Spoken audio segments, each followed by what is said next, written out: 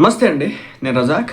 పవన్ కళ్యాణ్ గారు తెలంగాణలో ఉన్నటువంటి కొండగట్టు అంజన్న ఆంజనేయ స్వామి దేవాలయానికి దాదాపు 30 కోట్ల రూపాయలు మంజూరు చేయించినట్లే తెలుస్తా ఉంది. మొన్నటికి మనం చూసాం కదా, ఆంధ్ర తెలంగాణ అంటూ ప్రతి విషయంలో కూడా రాజకీయంగా కావచ్చు, డెవలప్మెంట్ విషయంలో కావచ్చు, ప్రతి విషయంలో కూడా గత కొన్ని ఎప్పుడైతే విభజన జరిగిందో ఆ తర్వాత నుంచి ఆంధ్ర వాళ్ళని కూడా ఆంధ్ర సెటిలర్స్ అంటూ దేశంలో ఏ ప్రజలు ఎక్కడున్నా కానీ వాళ్ళని సెటిలర్స్ అనమాట.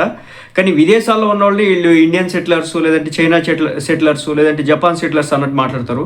బట్ వింత ఏంటంటే ఆంధ్ర ప్రజలు తెలంగాణలో ఇంతకు ముందు నుంచి ఆంధ్రాలో తెలంగాణ అంతర్భాగం, కానీ మొక్క అయిన తర్వాత ఎప్పుడైతే ఈ బోర్డర్లు గీసుకున్నారో అప్పటి నుంచి ఎప్పటి నుంచో ఉన్నటువంటి ఆంధ్ర వాళ్ళు కూడా ఇక్కడ సెటిలర్స్ అయిపోయినారనమాట. ఇదంతా ఇప్పుడు నేను ఎందుకు చెప్తున్నానంటే, కొండగట్టు ఆలయ అభివృద్ధికి టీటీడీ నిధులు ఇవ్వడం అయితే జరుగుతుందన్నమాట.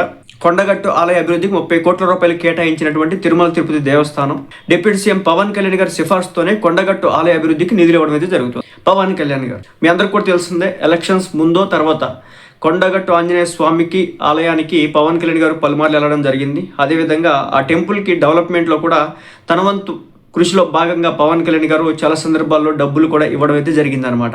అయితే ఏంటంటే ప్రతిదాన్ని రాజకీయం చేసేటటువంటి కొంతమంది తెలంగాణ వాదులు మరి ఆంధ్ర దేవాలయం డబ్బు తెలంగాణలో ఉండే దేవాలయానికి వద్దు అని తెలంగాణ సెంటిమెంట్పై రాజకీయం చేసే నాయకులు ఎవరైనా ఉన్నారా అని చెప్పేసి ఒక అంశం అయితే తెరపైకి వచ్చిందనమాట. ప్రతి అంశంలో కూడా రెండు రాష్ట్రాలని అటు తెలంగాణ రాజకీయాలకు వచ్చే ప్రతిసారి కూడా వీటిని వాడుకోవడం అయితే జరుగుతోంది. మరి ఈ విషయంలో వాడుకుంటారా, మతం విషయంలో కూడా వాడుకుంటారంటే కొంతమంది ఉంటారు కాచుకొని. ఎందుకు కేసీఆర్ టైంలో ఎందుకు ఇవ్వలేదు, కేటీఆర్ హయాంలో ఎందుకు ఇవ్వట్లేదు, కాంగ్రెస్ టైంలో ఎందుకు ఇస్తున్నారు, రేవంత్ రెడ్డి గారు మీ చుట్టమా అని చెప్పేసి ఇంకో దానికి తెరదీస్తూ ఉంటారు.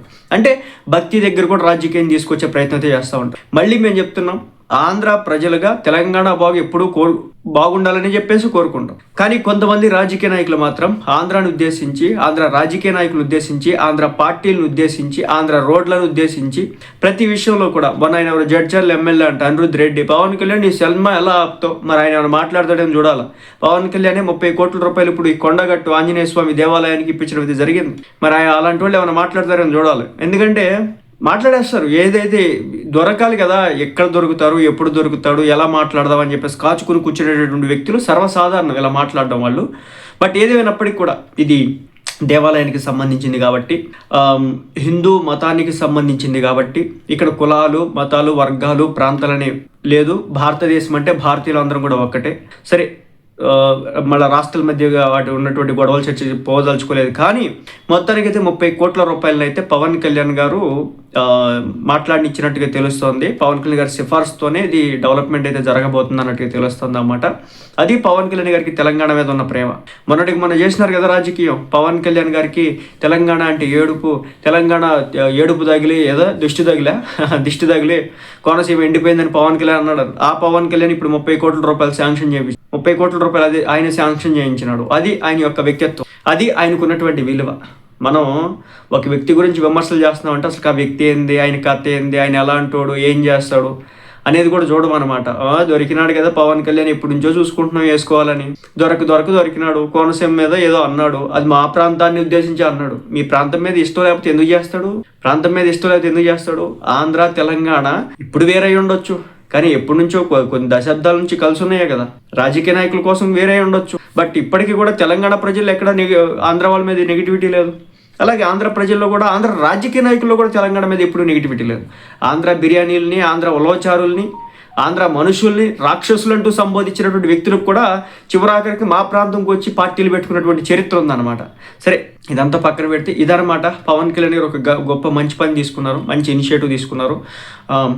దేశంలో ఆలయాలు అంత శ్రద్ధ చూపించాలంటే చూపించాలని. ఎందుకంటే మనిషికి ఎక్కడ ప్రశాంతత వస్తుందంటే, ఒకటి అయితే ఇల్లు, లేదంటే టెంపుల్ అనమాట.